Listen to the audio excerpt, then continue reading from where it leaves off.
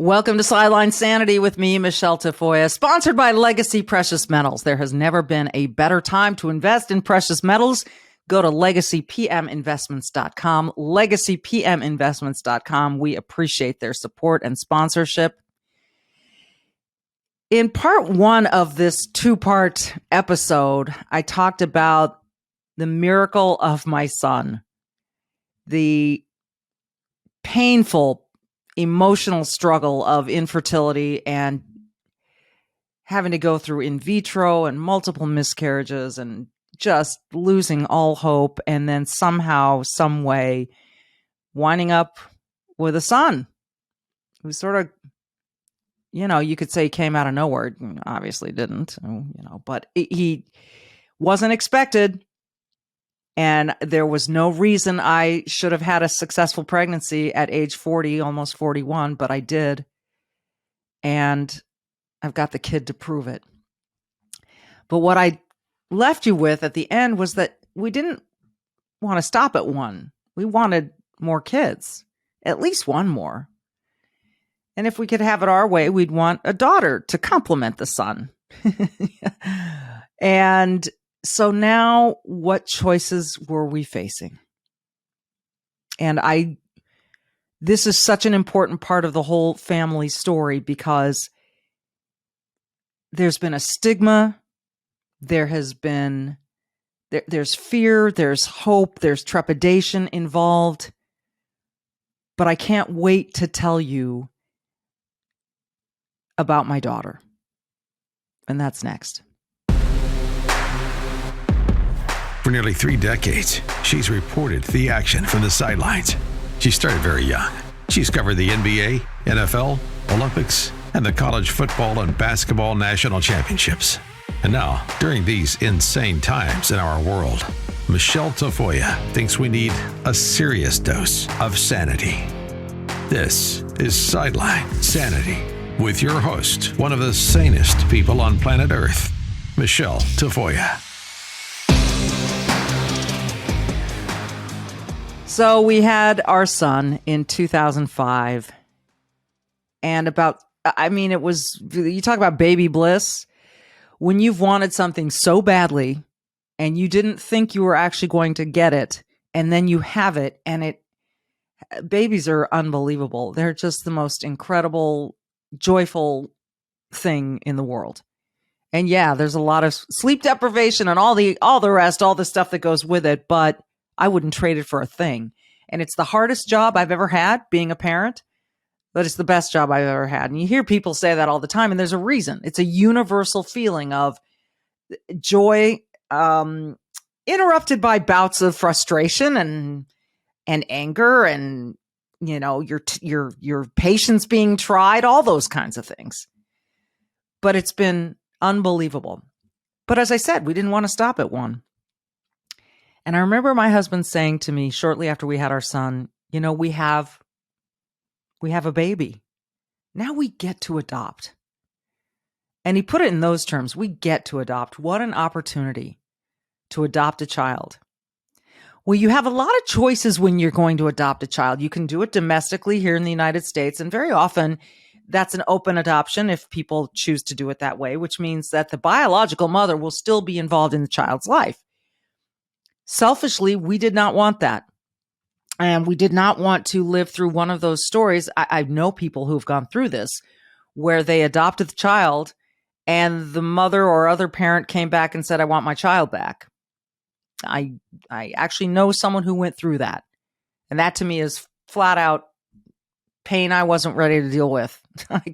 That was not a risk I was willing to take. Neither one of us were. So we said, okay, it sounds like domestic is out of the question. What do we want to do?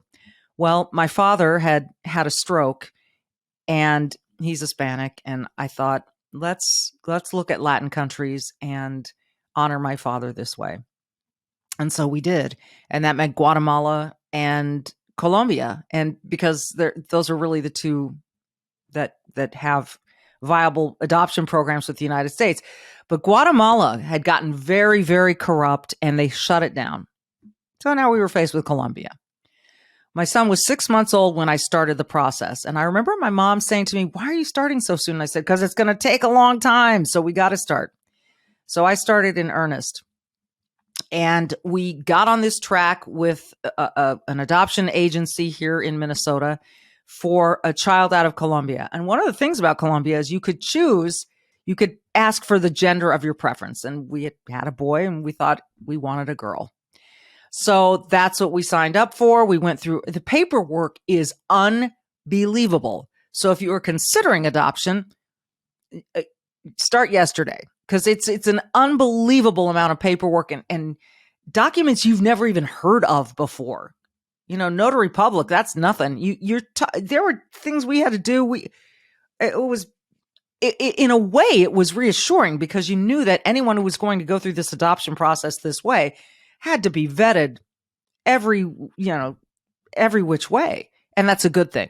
That's a good thing. When you're bringing a child into your life, you should be wanting that child. You should be a safe and secure place for that child. So we're going through all of this. And then we get a phone call from the agency that says Colombia just changed their adoption rules. They are trying to keep more of their children in Colombia. And we highly recommend you think of another track to run alongside while you're pursuing a child in Colombia, because you might not get one very soon. Okay. So we looked at the options and we decided to go with Korea. We have known children who have been adopted from Korea and brought here to the United States. Close friends. So we said, okay. The one of the issues with Colombia is that you can get your child at 3 months of age. And with Korea, you're more likely to get a child older than that. And for us, it was really important to raise the child from as early an age as we could. We really wanted this child to be in our family for as long as possible. So anyway, we get dual tracks. So we're waiting on Korea and we're waiting on Colombia and we're trying to learn about both countries as best we can. And it's just taking an excruciating amount of time. Fortunately, we had this little bugger, this little son, to keep us entertained and preoccupied and not too worried about it. But we waited. And every time the phone rang and it said the name of the adoption agency on the phone, you look down and you're like, is this the... So I would answer the phone and I remember Mary was the name of our social worker. And she would start every phone call this way. Michele, it's Mary. I don't have any news. And she would start with that. So you just immediately drop your sort of excitement and you'd go, okay, this is a business call. This has nothing to do with the news. And she'd fill us in on what was going on, this or that. But it was taking a long time. And it ultimately took 2.5 years. But we went through this process and finally this one day my phone rang. I was on my way up to my in-laws to pick up my son. They had been babysitting him. And again, I see that it's the adoption agency. So I'm ready to pick up the phone and have her say, Michele, it's Mary. I don't have any news. After this break, I'll tell you what happened when I picked up the phone.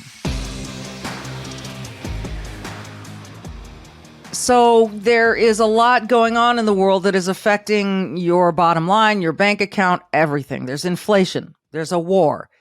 There's the stock market, the volatility, the interest rates changing, the gas prices, you name it. It just feels really uncomfortable right now. On a day-to-day basis, when you go to the gas tank, you go to the grocery store, you're like, my gosh. And I'm going to have to choose between gasoline or heating my house this winter.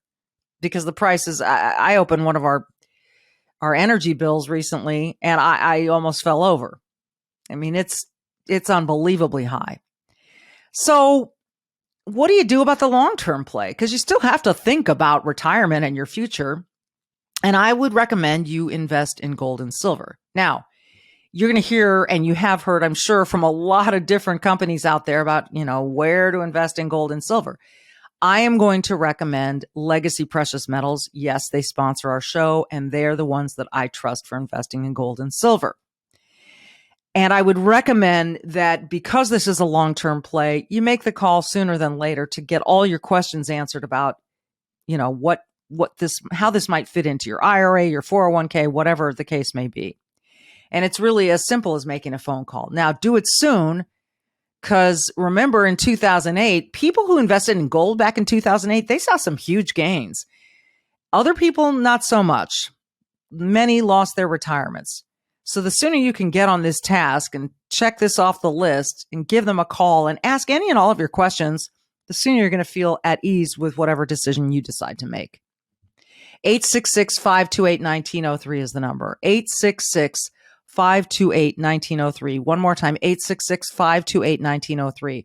They also have a free investor's guide that you can download from their website, legacypminvestments.com. legacypminvestments.com. Give them a call. Get your questions answered. Download the free investor's guide. See how this might fit into your long-term plans. So I'm driving to pick up my miracle son. I call him the miracle because there was no reason I should have had a successful pregnancy, but I did. And my phone rings and I see that it's Mary from the adoption agency. And I'm expecting, "Hi, Michelle, it's Mary. I have no news." And I pick up the phone. I say, "Hello." And she says, "Hi, Michelle, it's Mary." And I said, hold on. I had to pull over. I pull over and I said, "Hi, Mary." And she said, "I have a daughter for you." And I just lost it. Absolutely lost it. After all that waiting. So I drove the next few minutes up to my in-laws and I walked in the door and I told my mother-in-law. And I looked at my son and I said, "You're going to have a sister. You have a baby sister." So we called my father-in-law and we put my son on the phone, and in his little 2-year-old voice, he said, "I have a baby sister." I sound stupid trying to imitate it. It was so freaking adorable. But let me tell you about Colombia. The thing that goes on there is that when a woman decides that she wants to give up a child for adoption, she has the first 3 months, 90 days of that child's existence to change her mind. Once the 90 days are up, and she must wait until those 90 days are up to sign off on a form that says, "I am fully giving up my child." At the point that she signs that legal document saying, "I'm giving up my child," she has no recourse at that point. So now she's had 90 days she's had the whole pregnancy to think about it. She's now got the 90 days on top of that to really consider, does she want to give up this child? And God bless this woman. She did what was best for her child. This woman had 2 other kids. They were older, and she could not afford a 3rd child. And we could. And so we met our little Olivia. Her name at birth was Valentina, which means bravery, courage. And she was a courageous little thing. So we find out about her, we get the picture, we get the dossier, etc., and we start booking our trip to Colombia. All 3 of us, my husband, my son, we head down to Bogota.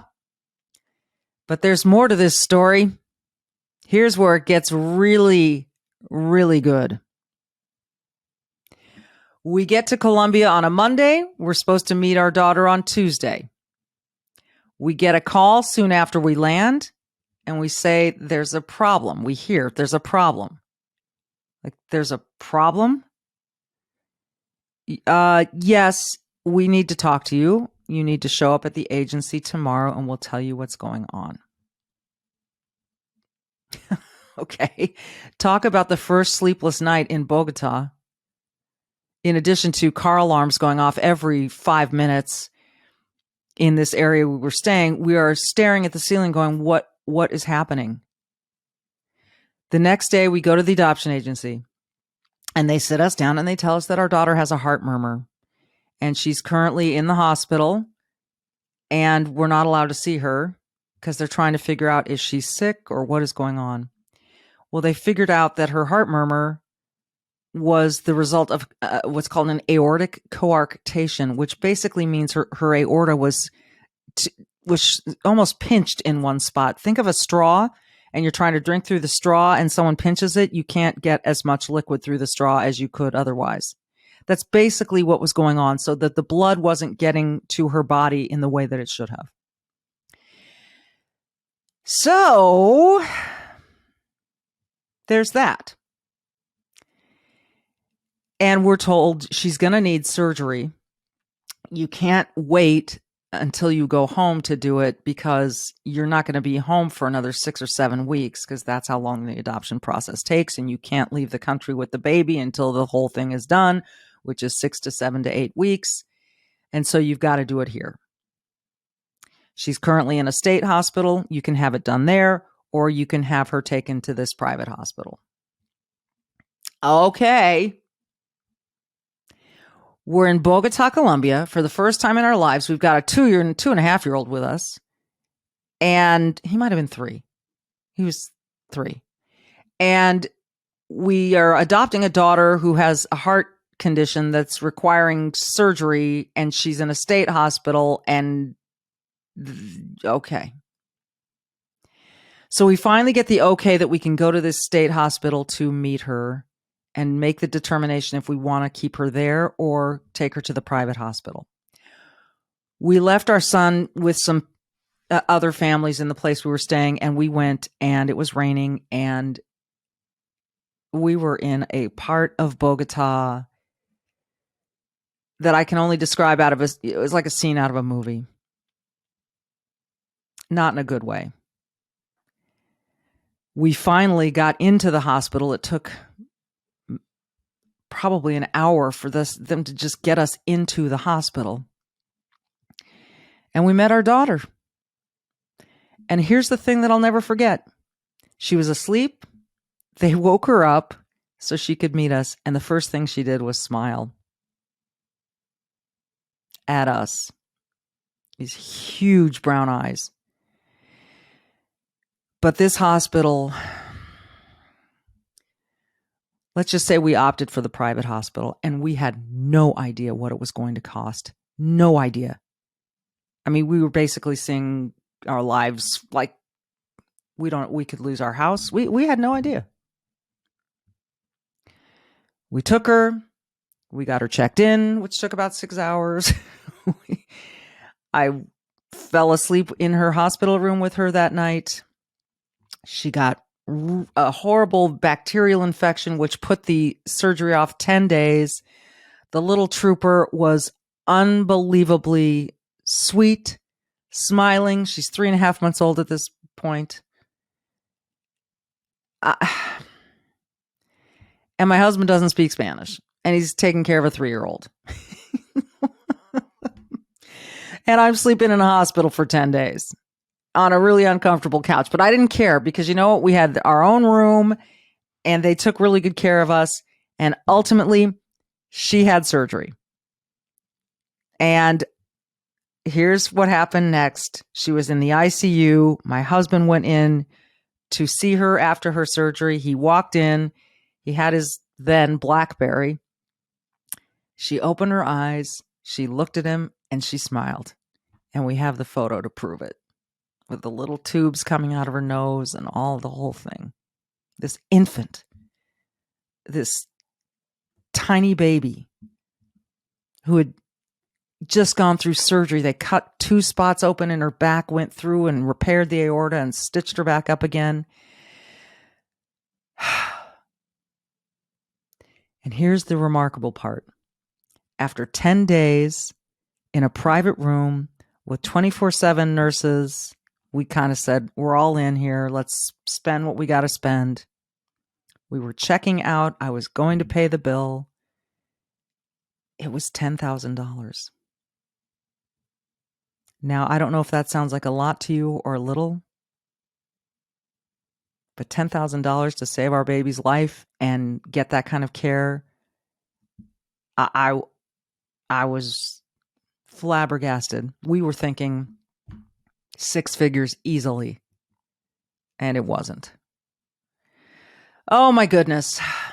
So that's the story of our little Olivia. We kept her name Valentina as her middle name, and it really does suit her because she is a brave little thing, and she still is. So whereas Tyler was the miracle, she was our gift. A gift from this mother who knew that her daughter could have a better life somewhere else. So we have a miracle and we have a gift. And it is only reinforced my belief that if you want a family, you will find a family. You will build a family. Some way, shape, or form. You can have a family. I hope even just one person who hears this gets some sort of inspiration from it or belief that it can happen. Because I've been there. It's so far behind me now. And honestly, from the day I had my son, I've never felt the pain again of what it was like. I mean, I can relive it for you and I can remind myself what it was like. But I have my family now. And it's unbelievable. And I wouldn't have it any other way. Not any other way. So if you're afraid of adoption, that you can't possibly love somebody else's child,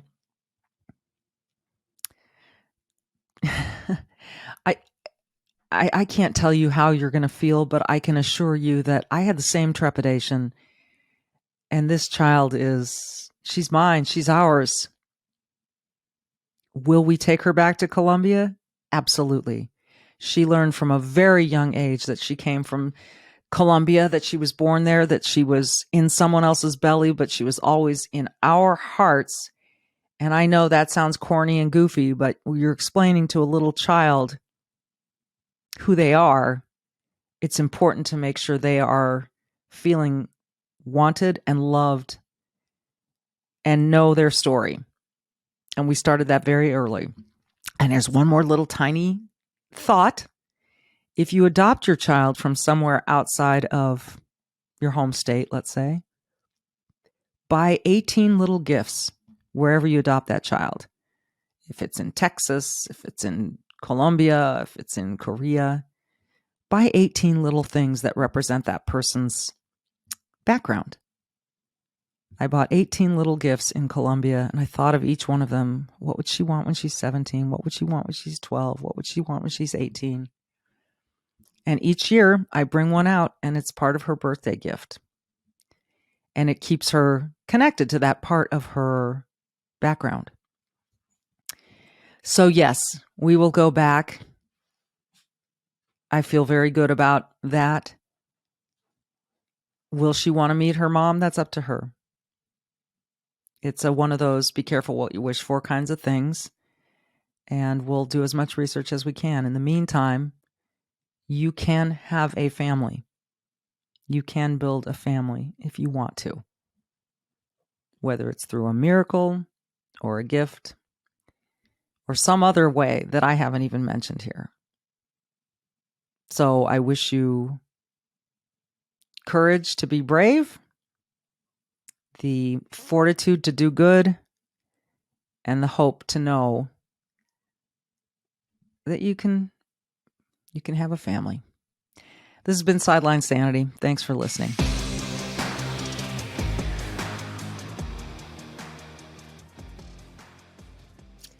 Well, Sideline Sanity, we are very proud to be sponsored by Legacy Precious Metals, and we're joined by Charles Thorngren, the CEO of Legacy Precious Metals. Charles, we are hearing now that this is not transitional inflation. This is not a bump in the road. This inflation is going to be here a while. What does that tell you? That's the scary thing. I think, economies and such like that, they can deal with small jars. We have a unique situation. We had a Fed that waited much too long to react to the situation, calling inflation transitory for a year when everyone knew it wasn't. But more importantly than that, coming out now saying, this is going to be here. This is long term. This is not short term. We're going to have elevated rates for the long term. And why that gets really scary is that means the cost of doing business is going to be elevated for years, which means the cost of goods are going to be elevated for years, which means if companies can't make enough money, they will go out of business. This is why we hear some of your bigger companies are already talking about layoffs. So it's a unique situation. The Fed found themselves in a very bad place, and they reacted way too slow. And this is why we're at where we're at. So if I'm an investor, then why do I want gold and silver in my portfolio? What will that do for me? That's a great question, and that's a question we get a lot. And really, what gold and silver do, they act as the hedge against the dollar weakness. They act as a hedge against the other markets. And we know that the Dow and all of your markets, all your indices are pulling back, right? That's not the issue. It's not what's already happened. It's what's yet to come. And that's where we need to prepare. So depending on who you listen to and the research that you do, there are case studies that are saying expect to see another 20 to 25% pullback in your equities markets based on interest rates and loans, and the bond markets, they're suffering as well. No one's going out to buy bonds knowing that they're going to be an increased return on them in 3 months. It makes no sense. So that leaves you in a position of what to do with your money and how to protect yourself. This is where gold and silver come in. This is why we say this is a long-term play. You buy it, you forget about it, let it do its job. And its job is to go up over time as the dollar gets weaker, as the purchasing power gets less. Gold and silver increase. It protects that purchasing power. And that's the great thing about it. And there's your bottom line and why you need to call Legacy Precious Metals or go download their investor's guide at legacypreciousmetals.com. Charles, it's always good to talk to you because these are nerve-wracking times for people. It's just the fact of the matter is, as we were told by the Fed chair, there's going to be some pain. So if people know that they've got something solid sitting in their investment portfolio, I think they're going to feel a little bit better, right? Absolutely. And we, when we look at the actions that have happened just recently, the Fed has taken a very unique stance, and they've done something very extraordinary. 3/4 of a basis points raises months in a row. That's one of the largest raises you've ever seen in the Fed through the history of the Fed. And it's not just once. One time is shocking. Here we are on the third month now, and we'll probably do another half a basis point next month or later this month, possibly even 3/4 of a point. So when you look at that and you say that number is going to grow to where the Fed interest rates will be about 5%, unheard of. That means the interest rate to you and I, if that's what banks pay to borrow money, we're going to see, credit cards will probably be over 28, 30% again. You're going to see home loans coming in 9, 10, possibly even 11%. And it's a scary time. And this is why we say, okay, know that it's coming. Don't be afraid. You now are aware, so now you can protect yourself. And that's what we help people do.